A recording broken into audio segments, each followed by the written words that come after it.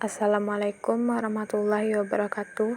Saya Diva Prinawyuni dengan NIM 2131633 dari Prodi Geografi NK akan menjelaskan mengenai kasus mafia tanah. Pembahasan yakni kasus mafia tanah keluarga Nirina Zubir, opini para ahli, dan opini pribadi.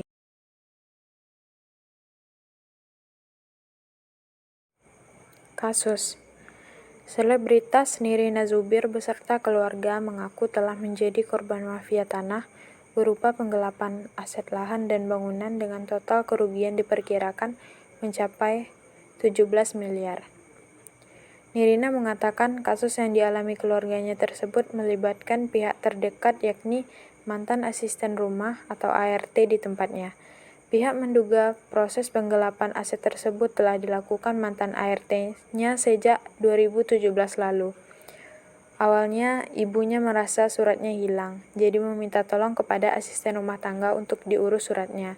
Namun alih-alih diurus surat tersebut disalahgunakan dengan mengubah nama kepemilikannya. Jelasnya dalam konferensi pers Jakarta Selatan pada hari Rabu. Dia menerangkan total sebanyak 6 aset tanah bangunan atas ibundanya, Cut Indria Marzuki, yang telah dilakukan perpindahan nama, dengan rincian 2 sertifikat tanah dan 4 sertifikat tanah dan bangunan dengan total nilai diperkirakan mencapai 17 miliar rupiah. Dia mengaku bahwa mantan ART-nya dibantu 3 orang pejabat membuat akta tanah dalam proses pengalihan nama atas properti yang berada di kawasan Jakarta Barat tersebut. Opini para ahli. Dalam kasus ini, pelaku melakukan pembalikan nama atas 6 bidang tanah dari pihak keluarga Nirina Zubir menjadi nama Riri dan juga suaminya. Mengenai hal tersebut, pengamat kebijakan publik dari Universitas Trisakti, Trubus Rahadiansah, mengatakan, untuk balik nama aset sejatinya tidak mudah dilakukan. Harus ada bukti kepemilikan dan kelihayan oknum tertentu untuk melakukan tindak kejahatan tersebut. Trubus menyebut Riri pasti berkolaborasi dengan pihak lain.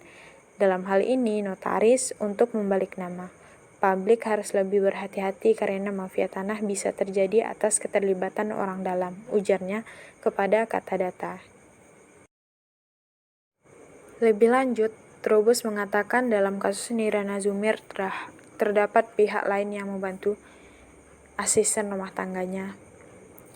Ia pun menyarankan kepada masyarakat agar berhati-hati.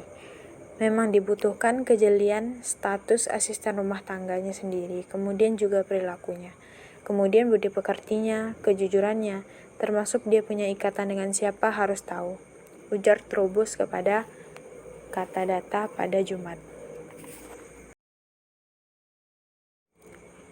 Direktur Reserse Kriminal Umum atau Dir Reskrimum Polda Metro Jaya Kombes Pol Tubagus Ade Hidayat mengatakan dalam kasus ini terdapat 2 klaster yakni klaster pelaku dan klaster notaris.